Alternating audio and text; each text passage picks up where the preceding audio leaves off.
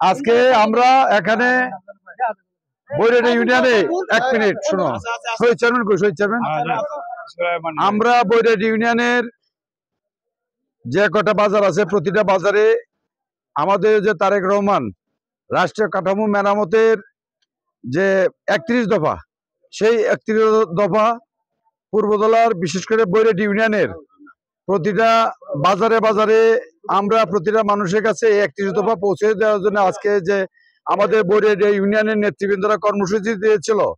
আজকে আমরা মহিমা বাজার এটা না, মহিমা বাজারে আমরা আসছি।